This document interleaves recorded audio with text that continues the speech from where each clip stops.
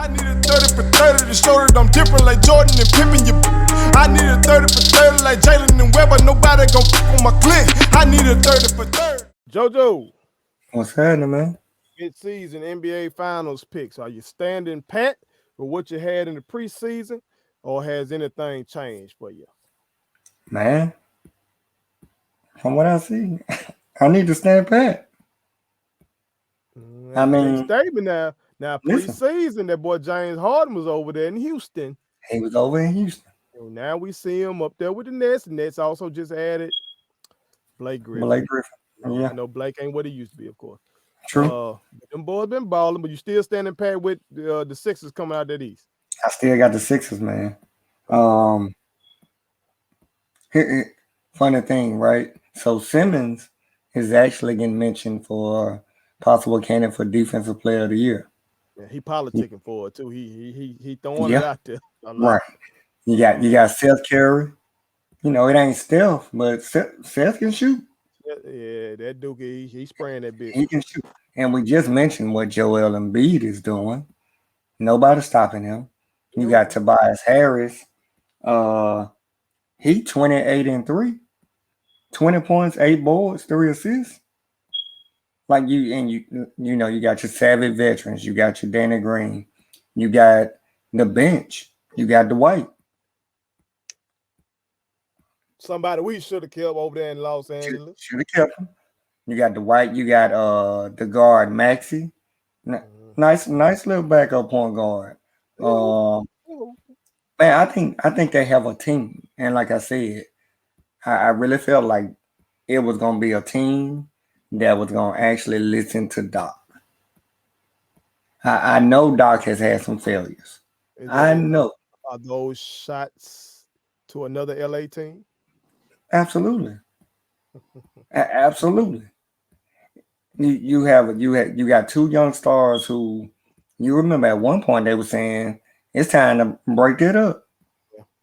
Trying to ship one out. They can't play together. It was just you got 2 stars that needed somebody to come in and bridge that gap. I'm not caught. I know Chuck said the whole Kobe Shaq thing. I'm not saying as far as talent wise, Kobe Shaq, but that feuding, you need a coach that can come and simmer all that down. And that's what Doc has done, man. Going with the Sixers, the Lakers, people gonna say, well, Anthony Davis is hurt. Well, let me tell you something. Since he got hurt, the Lakers went 3-9, right? They still the 3rd seed in the West, 5th seed overall in the NBA. So what does it tell me? When Anthony Davis is healthy, the Lakers are a beast. Simple as that. Still, Lakers Sixers. I still got Lakers coming out of their West, of course. I hope Anthony Davis stays out long enough to get his shit together. I don't need no KD type of situation because that shit will not only hamper me this year, that shit will fuck me up next year as well. So I need AD to get right. But I got the Nets, man. I had the Nets preseason. I'm so stick. I got to, Joe. If I went with the Nets with KD and Kyrie, and then you bring James in there, bitch, and James playing better than both of them because KD stay in and out. That worries me. That was the point I was going to bring up. That's worrying. I want the brother to get healthy. Yeah, I don't know if they trying to be overly cautious or whatever, but the man stayed out a fucking year and a half. We tell everybody, a lot of folks trying to say that KD's come back better from an Achilles than anybody else in history, which, you know, through the research, we saw Dominique Wilkins came back in the 92-93 season and they were like 29.9 points. That motherfucker was hooping off an Achilles. But this boy KD had longer than anybody ever with the damn Achilles recovery, given the fact because of COVID. And he's still dealing with stuff. So let me that worries. Again, I want KD to be 100%. Right. But the fact that this is, from what they're saying, it has nothing to do with the Achilles. It's the hamstring. Does it worry you that he may be kind of being cautious out there with the Achilles to where he's messing up other parts of his body? That's a possibility. But Because I mean, KD like has all been that out. shit run together. He's been out a while Yeah. right now. And then Kyrie keep having this shit. Is Kyrie slick load managing or is he nicked up as well? What is going on with Kyrie? Kyrie is injury prone, but I honestly think it's load managing because it's always something different. It's a back, it's a thumb, it's a wrist, it's a this, it's a that. I think it's load managing. I could be wrong. But I don't know. KD being out, it almost seems like he may have torn it. If it truly is a hamstring, because he's been out a good minute. Mm-hmm. And does that worry you chemistry wise? I'm not worried about it too much chemistry wise because James is doing what I thought he could do. I asked y'all, do y'all think James could be what Steve was and for the funds? See, Ray motherfucking Coleman. Lord, again, America, whenever we fuck up while we speaking, it's because our brother Ray Earl Coleman Jr. That motherfucker, goddamn it, started a pandemic long ago when it come to speaking. God damn it. Anyway, back when Steve Nash was playing for the motherfucking Suns, he was not the leading scorer, but he was facilitating the offense, and he could score.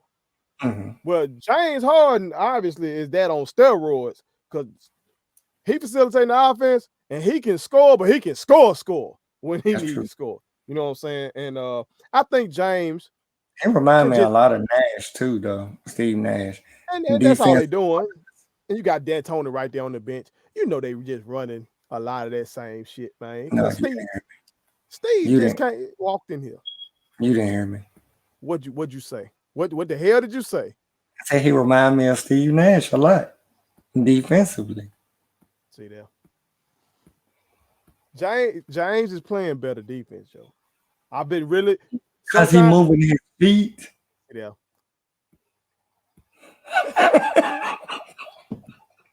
Okay.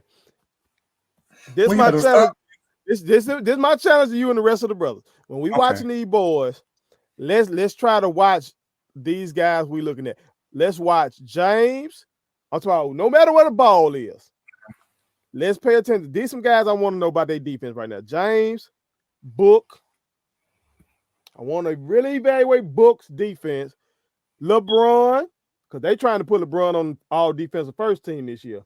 Yeah, I don't know about that. There's some chatter. They had Bron #1 defensive win shares or something like that. Okay. So just really put an eye on those guys defensively. I want to see what they're doing. And also Steph, because I saw some stats out here. Some stats out here trying to act like Steph is the #1 defensive guard in the league. These folks got some analytic stats out here, bro. As I said, Bron on the first team, I don't know about all that. And I know from what I can see, Bron picks spots to play defense. I don't think it's fair to put him in those two conversation when it comes to defense, only because Bron has to be doing something because their team is in the upper echelon as far as defense. The Nets nowhere near that. I don't really know about the Suns. No, hold on. Of course, I'm not comparing Bron defense to them boys. Bron, for his career, is a good defender. As you said, he picks his spots during the regular season. Of course, he gets compared to Jordan and Kobe. He ain't maniacal like them boys in terms of they were just so crazy competitive. They want to stop every play. Yeah, and that's even in the regular season, they like that. You know what I'm saying? LeBron been kind of coasting during the regular season. Then I'm gonna do what I gotta do in the playoffs type of thing. But the only reason I said Bron because I'm hearing defensive player of the year from some people. I've heard that. I've seen that online. I've seen that on Twitter. But with them other guys, I really want to know. Stay off that Nick Wright Twitter. It wasn't Nick. But obviously it was some of Nick's disciples in this motherfucker. But with them other two boys, with Book and James, with Book, I want to see if he's taking that next step. And with James, I want to be able to properly evaluate James. I don't know how much of what we be saying about James be coming from that mixtape that was made of him that went viral with all the like. I think that one showed because we know he has the tools. Mm-hmm. So basically, it was effort. See there, America. He doing it again. He getting me mixed up in his group text beef with my brother Jason Clay. That's what he doing over there. But yeah, the effort was piss poor. Okay, I can't deny that. The effort was piss poor in that mixtape. And I don't know if we still grading him off that or not. But I got to roll with the Nets. But based on a lot of your analysis, I won't be surprised if the Sixers can upset them in a 7-game series. I wouldn't be surprised by that. But America, y'all chime in, tell us who y'all NBA Finals picked so far at the midseason point. My kids wanted me to tell y'all to make sure you subscribe to my YouTube channel, follow me across all social media platforms, like the videos, and share them. Did I forget anything? And turn on the post notifications. Y'all heard them. And also, visit StatementTeesLLC.com and shop with us. That's Statement Tees. Every t-shirt you wear makes a statement.